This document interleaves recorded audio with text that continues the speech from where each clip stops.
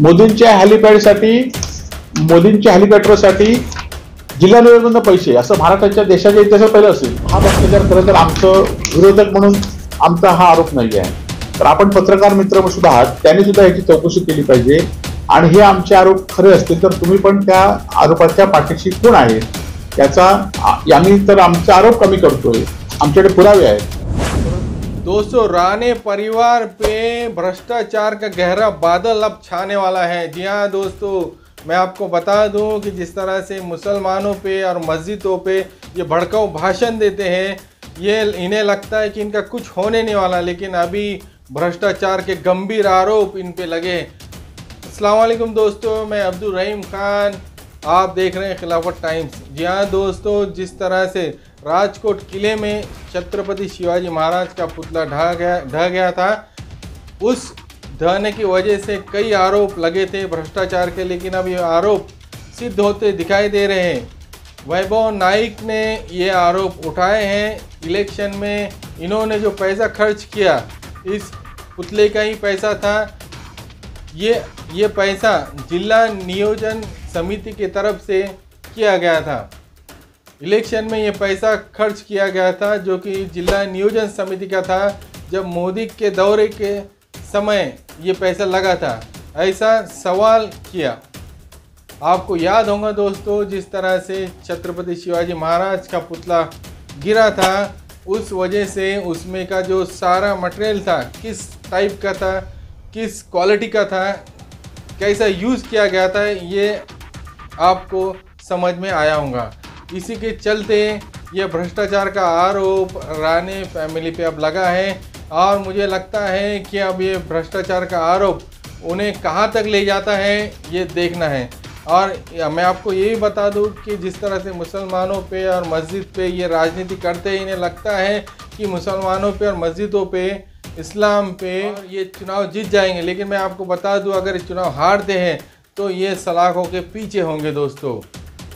इसलिए ये इस तरह के बयानबाजी कर रहे हैं क्योंकि इनको डर है कि कहीं हम हारने के बाद सलाखों के पीछे ना चले जाएं। जी हाँ दोस्तों, वैभव नाइक ने क्या कहा ये वीडियो भी देख लीजिए। तर मूर्तिकार आपटे यांना 26 लाख रुपये आतापर्यंत पोच झालेले आहेत अशी माहिती पोलिसांच्या जबाबात दिल्यानंतर या पुतळ्याच्या कामामध्ये भ्रष्टाचार आहेच, परंतु त्याच्यापेक्षा सिंधुदुर्ग जिल्हा नियोजनमधनं जवळजवळ 5.5 कोटी रुपये नरेंद्र मोदी यांच्या हे उपस्थित असलेल्या नौसेना दिनासाठी जिल्हा नियोजनमधून खर्च करण्यात आले. आणि हे कशासाठी खर्च करण्यात आले तर त्याचे 2 कोटी रुपये नौसेनेने घातलेल्या मंडपासाठी खर्च करण्यात आले. खरं तर आमच्या माहितीप्रमाणे ह्याचे डबल पैसे म्हणजे इथनं पण पैसे खर्च झालेत आणि नौसेनेकडनं सुद्धा खर्च झाले आहेत.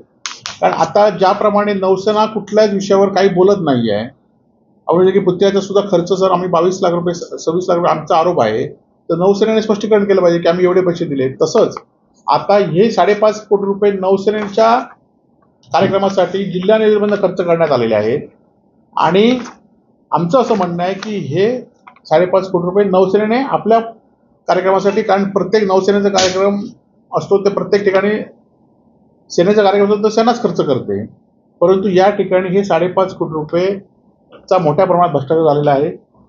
आणि ह्या भ्रष्टाचारातनं नारायणींच्या निवडणुकीमध्ये जे पैसे वाटप झाले आहेत ते छत्रपती शिवाजी महाराजांच्या पुतळा असून देत, सुशोभीकरण असून देत, ह्या नौसेनेच्या कामातनं पैसे असून देत, किंवा जे रेल्वे स्टेशनचं सुशोभीकरण झाले आहे त्याचं सुद्धा पुन्हा बिल काढून त्याच्यातनं पैसे असून देत, आणि असा मोठा भ्रष्टाचार या झालेला आहे.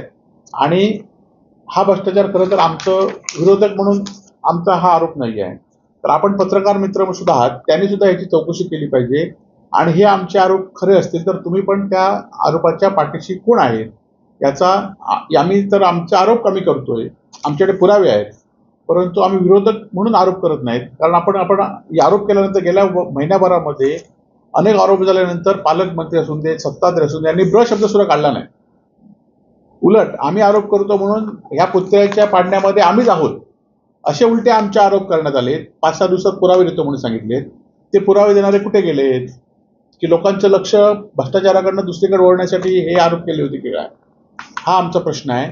आणि या खरं तर आम्ही जिल्हा नियोजनमध्ये हे लेखी पुरावे घेतलेले आहेत आणि जिल्ह्यातील अधिकाऱ्यांनी कशा पद्धतीने पैसे खर्च केले याच्या संदर्भात आम्ही जी आमची हायकोर्टामध्ये आम्ही याचिका अर्ज केलेला आहे आणि आम्ही याचिका दाखल करणार आहोत. त्यामध्ये ह्या अधिकाऱ्यांना सुद्धा जे दोषी अधिकारी असतील त्यांच्यावर सुद्धा आम्ही कारवाईची मागणी करणार आहोत.